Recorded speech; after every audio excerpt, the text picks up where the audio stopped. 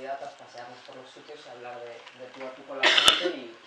y transmitir nuestras propuestas, escuchar vuestras dudas, resolver y vuestras críticas también, si queréis, estamos abiertos a todo. Pediros disculpas porque ando un poco acatarradilla, como es propio de estas fechas, y bueno, espero no estar demasiado espesa porque tengo, sabéis que sí, como una escafandra un poco de medicación para intentar sobrevivir a este momento de catarro. Me gusta cómo habéis planteado la charla, el título de la charla, que os planteáis en interrogación, o se plantea quien lo haya decidido, si estas son las elecciones del cambio. Yo creo que esta es la pregunta que corresponde que os hagáis todos y todas, que nos hagamos todos y todas, y que procuremos pensar qué tienen de especial estas elecciones con respecto a otro momento político. Para nosotros en Podemos, desde luego, estas son las elecciones más cruciales que ha vivido el país probablemente en los últimos 30 años. Creemos que ha llegado un momento en el que la situación general de un país que aspiraba desde la conquista de la democracia a tener una vida digna, a garantizar la igualdad, a garantizar el bienestar de las mayorías sociales, a permitir que gente como vosotros, con independencia del origen sociocultural o territorial o económico del que provengáis, podáis acceder a una educación de calidad, para luego tener una vida de desarrollo mejor, en definitiva, un país que garantizase unos derechos que pudiesen hacer posible que la gente sea feliz. Yo creo que esto es lo más importante que hay que reflexionar de la política. La política no puede seguir siendo, o nosotros no la entendemos, como esa especie de circo, como esa especie de espacio lejano a la ciudadanía, donde gente con ideas que no está muy claro que tienen que ver con la mayoría de la gente, discuten entre sí. La política es el arte de organizarnos colectivamente y de garantizar que la mayoría de la gente de una población tiene la capacidad de ser feliz, teniendo en cuenta que todo territorio, que todo país, que toda sociedad tiene recursos limitados que ha de ser capaz de optimizar y de repartir de manera equilibrada entre sus gentes. Como sabéis, la crisis que vive este país en un determinado momento de alguna manera viene a derrumbar este sueño de sociedad equilibrada, de sociedad justa y de sociedad que garantice los derechos de todo el mundo. Y por desgracia, la reacción que se produce a esa crisis no ha sido tratar de generar un país mejor, de superarnos a nosotros mismos, de construir una sociedad común que proteja a los más débiles y que estemos conjuntamente todos afrontando una situación problemática, sino que se ha afrontado la crisis señalando exclusivamente una parte de la sociedad, garantizando los beneficios de una minoría, garantizando los beneficios de quienes estaban en la escala más alta de la sociedad y exigiendo a las mayorías sociales que reduzcan sus condiciones de vida, que reduzcan sus derechos, que renuncien a conquistas que no son propias, que nadie nos había regalado y que formaban parte de ese pacto social que nos ha permitido organizarnos durante todo el periodo democrático, que es la Constitución que se firma en el año 78. Eso se rompe y no lo rompe la ciudadanía. La gente no sale a las calles a querer acabar con el sistema ni querer acabar con la Constitución que teníamos. La gente sale a las calles porque un grupo minoritario de poderosos rompen con el acuerdo social e incumplen lo que está escrito en esa Constitución. Y durante muchos años, muchos más de los que parece, porque ha sido todo muy intenso, desde el año 2011 que empieza a haber grandes movilizaciones y grandes respuestas a las decisiones que se toman en torno a la crisis, se sale a las calles exigiendo a los gobernantes que cambien el rumbo, que hagan caso de lo que está escrito en nuestro pacto social, que recuperen lo mejor de lo que ha tenido esta sociedad que se ha construido colectivamente, que hagan justicia sobre los mayores que tanto se sacrificaron para que el país fuera mejor y que garanticen que la crisis la salimos adelante y sacamos una nueva sociedad capaz de seguir garantizando el bienestar social. Y durante mucho tiempo ha habido un proceso en el que ha habido exigencias al poder, denuncias de lo que le estaban haciendo a la gente, de sus desahucios, de los ERES, de las faltas de recursos, de los recortes en educación, en sanidad, denuncias permanentes que exigían un cambio a quienes estaban gobernando. Y durante todo ese tiempo que ha habido protestas y exigencias, lo que hemos encontrado al otro lado ha sido un muro de sordera, un muro que solo decía: no es posible hacer ninguna otra cosa que lo que se está haciendo. No es posible salir de la crisis de ninguna otra manera que dejando por el camino a la mayoría de nuestra gente. No es posible salir de la crisis sin asumir que los recortes, que el dominio de la banca sobre los intereses de las mayorías sociales son lo que tiene que seguir gobernando. Y eso ha ido construyendo una mayoría social que se ha distanciado de ese pacto. Y no se ha distanciado de ese pacto porque sea radical y porque quiera cambiar las cosas porque no estuvieran bien construidas en un momento, sino porque quienes las han tenido que garantizar y ejecutar nos han ido abandonando. Lo que Podemos lleva a las elecciones y lleva al poder político es una mayoría social, un reclamo de sentido común que dice: no podemos seguir apretando a los de siempre, no podemos permitirnos que la gente más joven no tenga un futuro garantizado, que la gente mayor no sepa si va a poder garantizar su jubilación hasta el final de sus días y el cuidado que se merecen por haber trabajado. No podemos seguir funcionando con el riesgo y con el miedo permanente a no poder tener futuro, a que cada uno de nosotras y nosotras no pueda planificar. Y por eso nosotros sí creemos que estas son las elecciones del cambio, y no solo unas elecciones del cambio porque vaya a cambiar el gobierno. Durante años ha habido esa pelea parecía de equilibrios de suma cero, en el que los votos se pasaban de una opción a otra y se alternaban de una opción a otra, y las campañas electorales se convertían en ver cuánto de mal lo hace el otro para que yo pueda ganarle el espacio que me había quitado en otro tiempo y así cambiar las instituciones. Nosotros creemos que estas son unas elecciones distintas, que ya no nos estamos debatiendo entre A o B, que ya no nos estamos debatiendo exclusivamente en cuánta gente acaba formando y de qué partidos son quienes formen el futuro Parlamento, sino que nos estamos jugando el futuro del país, nos estamos jugando el modelo de sociedad que queremos construir en los próximos años. Los pilares que se asienten en estas elecciones y la dinámica posterior de hacia dónde queramos construir la salida de esta crisis y el cambio político que ya se está dando, se va a definir en los próximos días y va a definir, que es lo más importante, los próximos 10 años de este país. Por eso nosotros lo que fundamentalmente estamos transmitiendo es que es crucial que la gente se involucre en esta campaña, que participe donde quiera, que participe de debates, que lea programas, que escuche las propuestas, que discuta en los espacios cotidianos de cuáles son las opciones que propone cada uno, por qué unos nos parece que tienen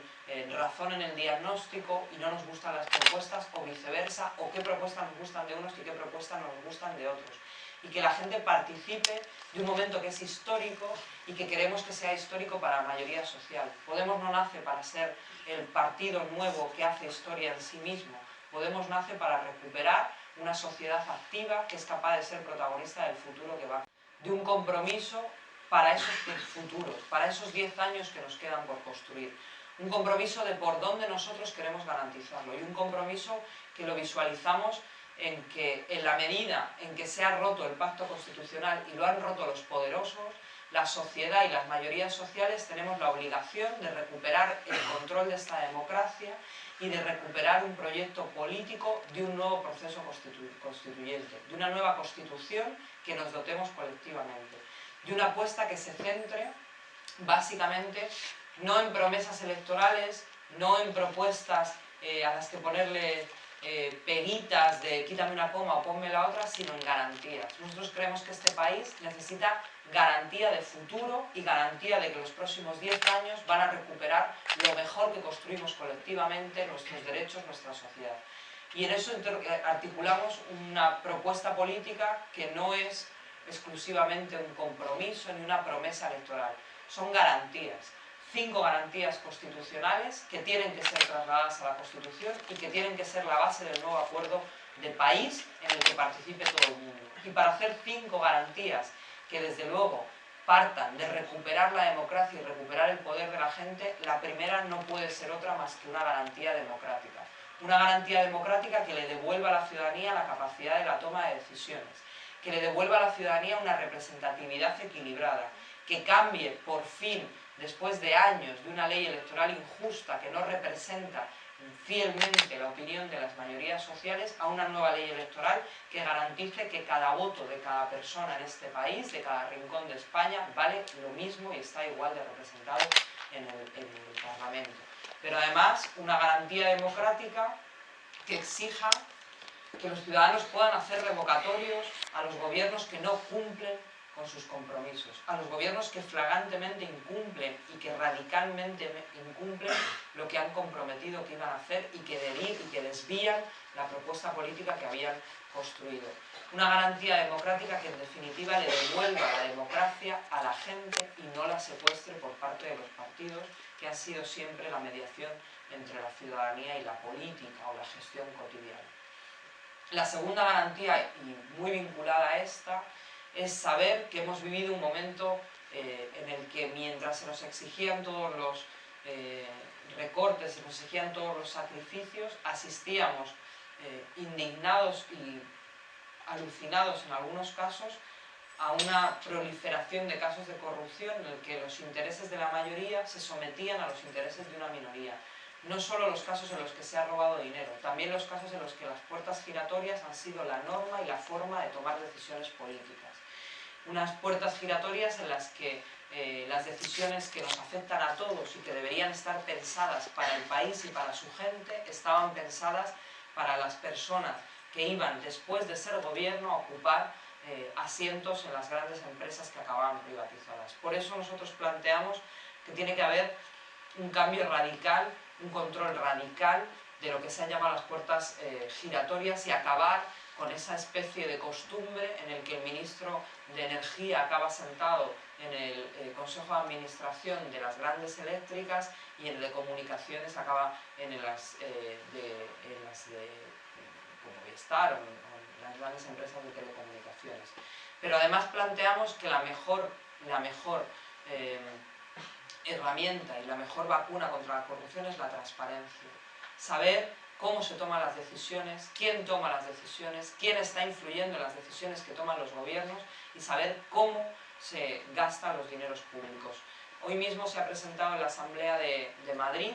por parte del Grupo de Podemos, una propuesta que es bien sencilla. Una propuesta que llevaba en su programa electoral Podemos y que la traslada ahora a un gobierno como es el de Cristina Cifuentes, que sigue perseguido por la sombra de la corrupción. Que es sencillo. Cada año una administración pública hace el presupuesto. Cuando tú haces un presupuesto sabes lo que te vas a gastar y cómo te lo vas a gastar, qué cosas vas a hacer con tus propios recursos, con tus propios trabajadores y qué cosas vas a contratar a empresas externas. Ahí, en esas contrataciones externalizadas, en esos servicios, en las obras públicas que se hacen, es donde se han descubierto los mayores casos de corrupción. Lo que nosotros hoy hemos propuesto a la Asamblea de Madrid es que después de aprobar los presupuestos, el gobierno haga público toda la contratación que tiene prevista en cada una de las áreas. ¿Dónde va a gastar? ¿Qué contratos va a sacar? ¿Cómo los va a sacar? ¿Con qué condiciones? Primero, porque si sabemos lo que se va a tomar, lo que se va a gastar, sabemos quién está tomando las decisiones y para qué desde el principio. Y si algo no se comparte, la ciudadanía tiene la oportunidad de discutirlo, de enmendarlo y de intentar, ¿por qué no?, decirle al gobierno esto que se ha aprobado en el presupuesto no lo compartimos. Y segundo, y mucho más importante, porque las administraciones públicas en este país son parte del entramado económico, son parte de los agentes económicos que generan empleo, que generan riqueza, que generan relación o que ponen en dificultad a las empresas. Y por tanto, esas administraciones tienen la obligación de ser utilizadas como herramientas de la economía en un momento en el que estamos en muy mala situación. No es razonable que todos los contratos que tienen las administraciones del Partido Popular, y esto se está viendo en el Ayuntamiento de Madrid, se está tratando de revertir desde que la alcaldesa es Manuela Carmena, concentren todos los contratos en 3 o 4 grandes empresas. No es razonable que un país cuyo mayor índice de empleo lo generan los autónomos y las pequeñas y las medianas empresas tengan un modelo de contratación en sus administraciones públicas que les excluye, bien porque no les pagan a tiempo, bien porque no tienen financiación suficiente o bien porque ni siquiera tienen tal aparato burocrático como para enterarse que los concursos salen a tiempo. Creemos que es una oportunidad que las administraciones públicas utilicen el dinero que gastan también para generar dinamismo económico, riqueza y, por supuesto, empleo. La tercera garantía, que también se vincula a esto, tiene que ver con una justicia que esté garantizada su independencia, que no sea un apéndice de los poderes políticos, que tenga la capacidad de juzgar justamente, valga la redundancia, los hechos que suceden. Creo que toda la sociedad está harta de ver como hay aparatos judiciales al servicio del poder político que no garantizan la independencia y que por tanto te dan una sensación de indefensión a la ciudadanía, de cuando se producen abusos por empresas o cuando se producen abusos por corruptos en administraciones públicas, no te queda nadie a quien recurrir, porque la justicia también está al servicio de esos partidos que están a su vez al servicio de los grandes poderes económicos. Por eso la tercera garantía que nosotros exigimos y que nosotros comprometemos construir como una garantía constitucional es el derecho a la justicia, a una justicia independiente. El cuarto tiene que ver con lo crucial que ha definido en una sociedad que nos ha permitido a gente de mi generación y probablemente a mucha de la vuestra, aunque me temo que menos que de la mía, llegar a progresar socialmente, a algo tan digno como querer vivir un poco mejor que tus padres o al menos igual que vivían tus padres.